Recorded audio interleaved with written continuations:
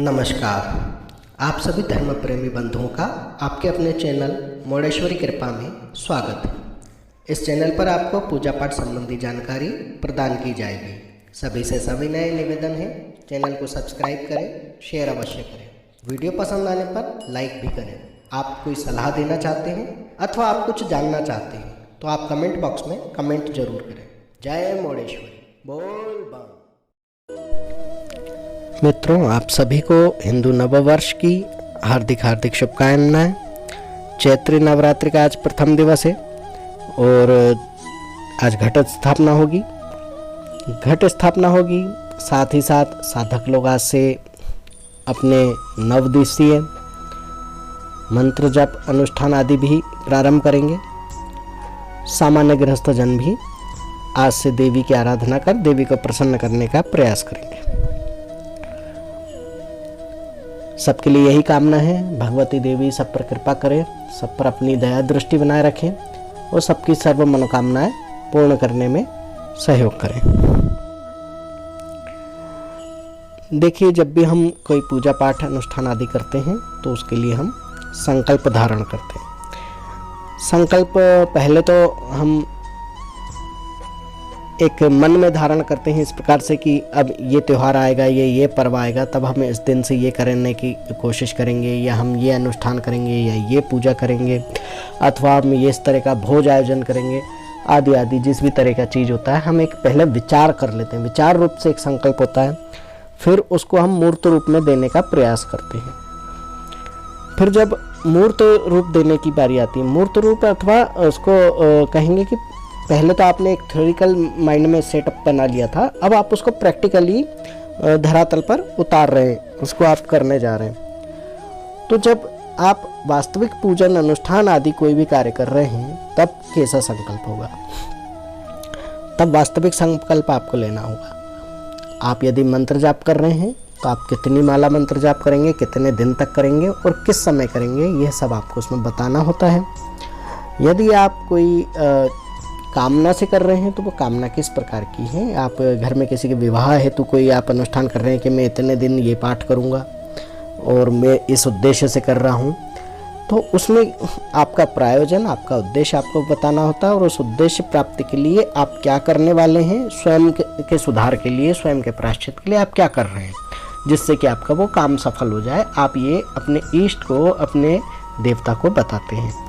तो इस तरीके की क्रिया को ही संकल्प कहा जाता है। आपने देखा होगा, जब भी आपने घर में सत्यनारायण कथा करवाई होगी तो पंडित जी आपको कुछ शुभ मंत्रोच्चार करने के बाद हाथ में जल देते हैं, हाथ में कुछ अक्षत के दाने देते हैं, कुछ रोली, दूब या दाब वगैरह कुछ हाथ में रखते हैं, साथ में 1 सुपारी और सिक्का रखते हैं, जल रखते हैं और कहते हैं कि अब आप संकल्प की इच्छा अपने मन में बोलिए, क्योंकि आप संकल्प बोलना नहीं जानते तो वो आपसे सीधे कहते हैं आप इच्छा बोलिए, अपने नाम गोत्र का उच्चारण के लिए आदि आदि क्रिया करवाते हैं, वो तो याद होगा। तो यही संकल्प की क्रिया होती है। तो ये संकल्प से क्या होता है, तो देखिए, जब आप संकल्प लेते हैं, संकल्प धारण करते हैं, आप किसी चीज़ के लिए निश्चय करते हैं कि मुझे ये और इतने दिन करना है, तो क्या होता है कि जो भी देवी देवता या जो भी शक्तियाँ हैं ये वचन की पक्की होती हैं। तो इनको वचन भरना, यानी कि जो कह दिया वो करना, और सामने वाले भी अगर ऐसे ही मिलते हैं जो कि भगत हो सकते हैं तो वो भी अगर अपने वचन के पक्के हैं तो बहुत अति शीघ्र प्रसन्न हो जाते हैं। यानी कि जो जिस वृत्ति का होता है वह वैसी ही वृत्ति वाले से तो प्रसन्न होगा ना। तो देवी देवताओं का यही होता है कि वे पक्की जुबान वाले लोगों से बहुत अधिक प्रसन्न होते हैं।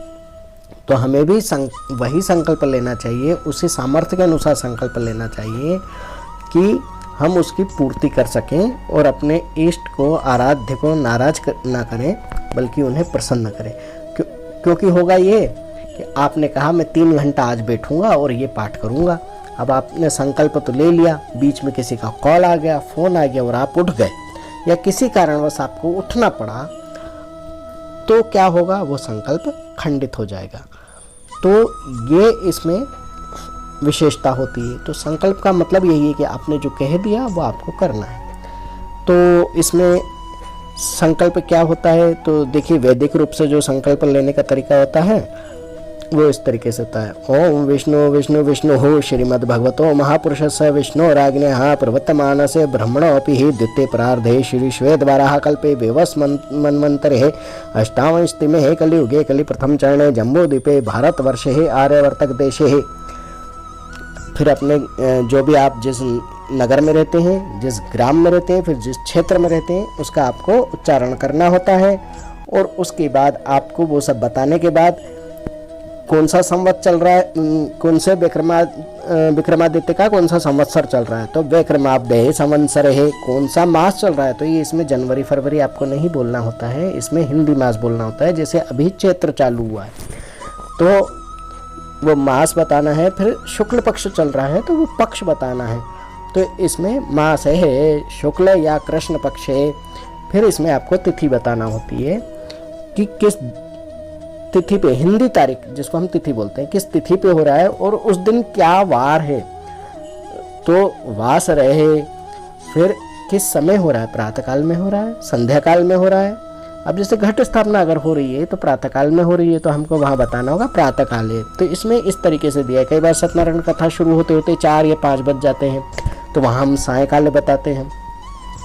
तो यहाँ काल बताना होता है, प्रातः अथवा सायकाल है। फिर इसमें आता है अगला क्रम गोत्र का, तो हमें अपने कुल गोत्र का उच्चारण करना होता है। यदि हमें वो नहीं पता है तो हम कश्यप गोत्र का इस्तेमाल करते हैं, जो कि गोत्र न पता होने पर भी सभी के लिए लिया जाता है। उसके बाद आपको बताना है आप शर्मा हैं, वर्मा हैं, गुप्ता हैं, तो इस तरीके से इसमें ये दिया होता है। उसके बाद अगर आप निष्काम कर रहे हैं, यानी कि किसी भी कोई प्रयोजन नहीं है, कोई विशेष उद्देश्य नहीं, बस आप खुशी से कर रहे हैं, तो आप यहाँ बोलते हैं निष्काम संकल्प। निष्काम संकल्प के लिए आप कहते हैं अहम ममोपात दुरित क्षय द्वारा श्री परमेश्वर प्रत्यर्थः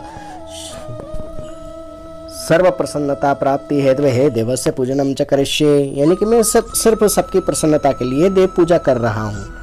लेकिन यहीं अगर ये सकाम संकल्प होता तो उसके लिए फिर नीचे उसमें विस्तार हो जाता है। इसमें अहम श्रुति स्मृति प्राण रक्त फल प्राप्त्यर्थम मम सकुटुम्बस्य सपारिवारस्य क्षेमस्थे आरोग्यम ऐश्वर्य वृद्धिर्थी माधि भौतिक आदि देविका आध्यात्मिक त्रिविध ताप शमनार्थे धर्मार्थ काम मोक्ष फल प्राप्त्यर्थम नित्य कल्याण लाभार्थम भगवत प्रत्यर्थम और प्राप्त लक्ष्मी ही चिरकाल संरक्षणार्थे अप्राप्त लक्ष्मी ही प्राप्तनार्थे अलक्ष्मी ही नष्ट करणार्थे च देवस्य पूजनम च करिष्ये।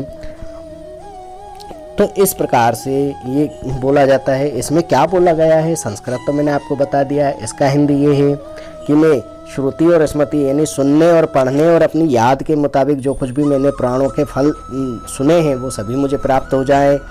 मैंने जो भी मेरे घर परिवार है, मेरा कुटुंब है, बांधव है, सपरिवार है, यानी कि जितने भी मेरे परिवार के सदस्य हैं सभी के कुशलता के लिए, जो हमारा सबसे बड़ी कुशलता क्या होती है, आरोग्य, हम स्वस्थ रहें। तो आरोग्य, ऐश्वर्य, हमारा नाम हो, हमारी कीर्ति हो, है ना, वो सभी में वृद्धि हो। भौतिक और दैविक यानी कि भौतिक यानी कि हमारे घर में गाड़ी हो, बंगला हो, ये हो, नौकर चाकर हो, ये हर कोई चाहता है इस तरीके का।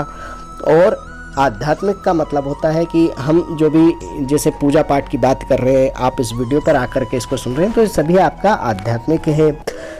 आध्यात्मिक आप कर्म कर रहे हैं, आपकी रुचि है, उसमें आप रुचि ले रहे हैं।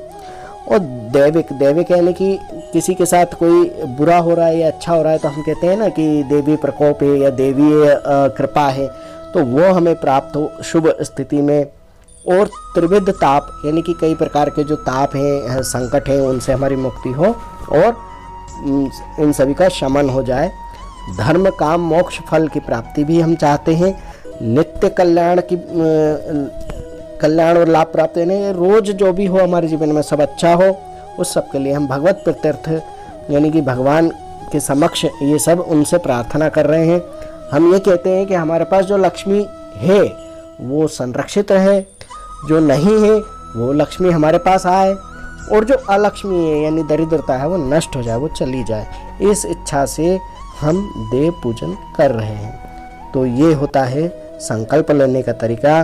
और ये आप कोई भी नित्य कर्म की पुस्तक ले सकते हैं। वैसे गीता प्रेस गोरखपुर से नित्य कर्म पूजा प्रकाश आती है, उसमें ये संकल्प का जो मैंने आपको बोला है पूरा चैप्टर आपको वहाँ मिल जाएगा, और उसमें सारे पूजा विधान भी होते हैं। ऐसा नहीं है कि आपके हाथ में पुस्तक आ गई और आप सब कुछ कर लेंगे, आपको एक गुरु की एक गाइडेंस की ज़रूरत होती है। तो उस तरीके की हम काफ़ी सारी चीज़ें आपको बताते रहेंगे यहाँ पर। पुस्तक का नाम तो हमने बता ही दिया है, आप उसको लीजिए, उसमें देखिए, आप उसको पढ़िए, समझिए। जहाँ समझ में नहीं आता है आप किसी से भी पूछें, कोई भी आपको बताएंगे जो वैदिक कर्म करते हैं। और अगर ये संकल्प आपको देखने के बाद भी लेना नहीं आ रहा है या पुस्तक लेना ही नहीं है, तब क्या किया जाता है कि जो चीज़ें मैंने आपको हिंदी में समझाई हैं इसकी, यही सब कामनाएं हम ईश्वर के समक्ष बोलते हैं, अपने इष्ट के समक्ष बोलते हैं, और उस जल को छोड़ देते हैं। हाथ में जो भी हमने सिक्का सुपारी लिया हुआ है वो छोड़ देते हैं। ये तो हो गया इसको संकल्प को लेने और बोलने की विधि, परंतु इस पर खरे आपको उतरना है, इसको पूरा आपको करना है। जो आपने जिस तरीके से निश्चित किया है, जितना निश्चित किया है उतना पूर्ण आपको करना है। इसी के साथ आज की ये वार्ता यहीं तक। अगला अध्याय फिर हम कुछ लेकर के आएंगे और आपको बताएंगे। आपको अगर कुछ नया जानने को लगता है तो कमेंट जरूर कीजिएगा। जय मोडेश्वरी, बोल बम।